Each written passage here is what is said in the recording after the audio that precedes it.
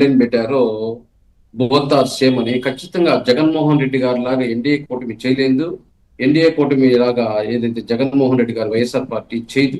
ఎందుకంటే వాళ్ళు పీకల లోతుగా అవినీతిలో ఉన్నారు. మట్టిలో అయినా, మద్యంలోనైనా, అదేవిధంగా మైన్స్ లో అయినా, అదేవిధంగా దేవాదాయ భూములైనా, అదేవిధంగా భూములైనా, ఇలా పలు రకాల దాంట్లో అవినీతి చేసే దాంట్లో ఎన్డీఏ కూటమి వాళ్ళతో సేమ్ గా మనం ప్రవర్తించలేము.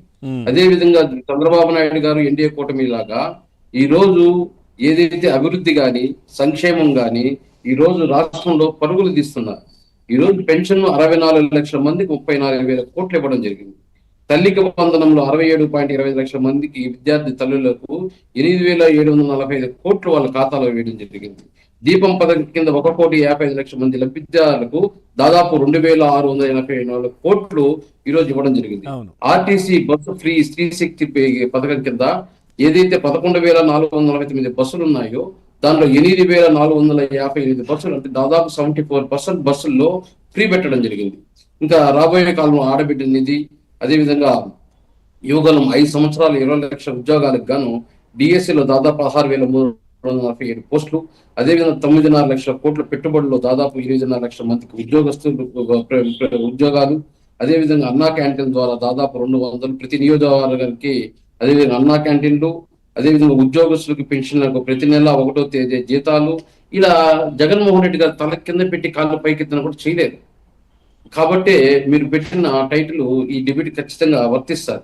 అదే విధంగా అభివృద్ధి చూసే పోలవరంలో దాదాపు 12,150 కోట్లు ఈ సంవత్సరంగా, విశాఖ స్టీల్ 11,400 కోట్లు, రైల్వే జోను అమరావతికి 15,000 కోట్లు, అదేవిధంగా 93 కేంద్ర ప్రయోజన పథకాలు వైఎస్ఆర్సీపీ ప్రభుత్వంలో బ్లాక్ లిస్ట్ లో పెడితే దానికి ఎన్డీఏ కూటమి ద్వారా 14,491 కోట్లు రిలీజ్ చేయడము, ఏదైతే 83 పథకాలను పునఃప్రారంభించడం జరిగింది.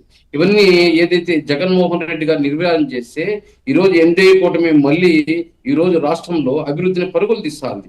అదేవిధంగా జూన్ 12, 2024 నాటికి 23,555 కోట్లు బకాయిలు ఉంటే ఎన్డీఏ ప్రభుత్వం వచ్చిన తర్వాత దాన్ని క్లియర్ చేసింది.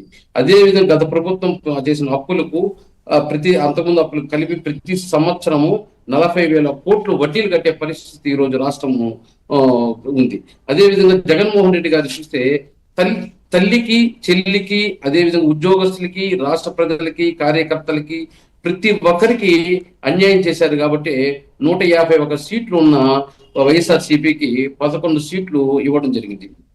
అయినా కూడా వాళ్ళు ఏం చెప్తున్నారంటే మేము బాగా పరిపాలించాం, బాగా ఉద్ధరించాం, కానీ మాకు ఏదైతే ఈవీఎంల వల్ల మేము నష్టపోయామో, ఈవీఎంలు కానీ మాకు ట్రాంపరింగ్ జరగకుండా ఉంటే మేమే గెలుచుంటాం చెప్పి చెప్పుకుంటున్నారు.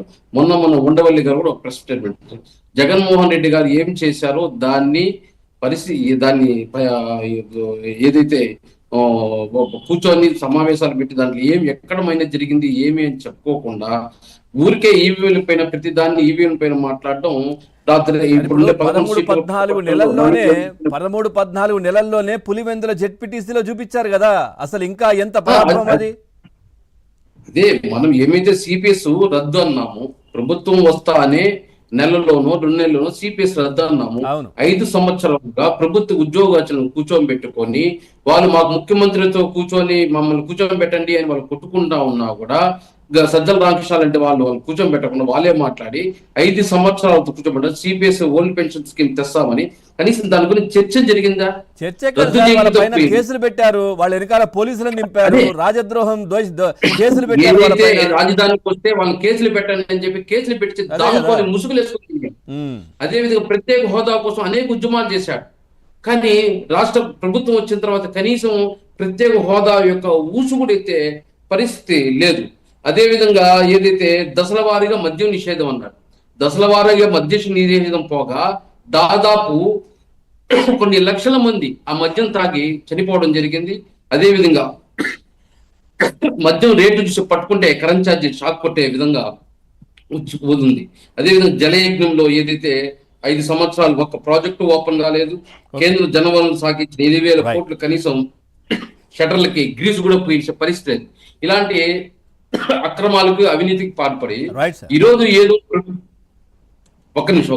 ఈరోజు ఏదో ఎన్డీఏ కూటమి వచ్చిన రోజు నుంచి మీరు ఇచ్చిన హామీలు ఎక్కడ, మీరు ఇచ్చిన హామీలు ఎక్కడ, మీరు ఇచ్చిన హామీలు ఎక్కడ అని ఉద్యమాలు చేశారు. అంటే వీళ్ళు చేసిన అవినీతి అక్రమాలు కప్పిపుచ్చుకోవడానికి ఎన్డీఏ కూటమి పైన ఆరోపణలు.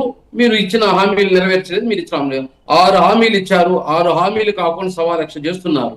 ఆ 6 హామీలు ఇంక చేయాల్సింది 2, మీతో అన్ని చేస్తున్నారు. అవన్నీ కనపడదా? మీరు రాష్ట్ర ప్రజలను మభ్యపెట్టే ప్రయత్నం చేస్తున్నారు. గత ప్రభుత్వంలో కూడా రాష్ట్ర ప్రభుత్వాన్ని మభ్యపెట్టే ప్రయత్నం చేశారు, కానీ రాష్ట్ర ప్రజలు మభ్యపెట్టే పరిస్థితులు లేవు.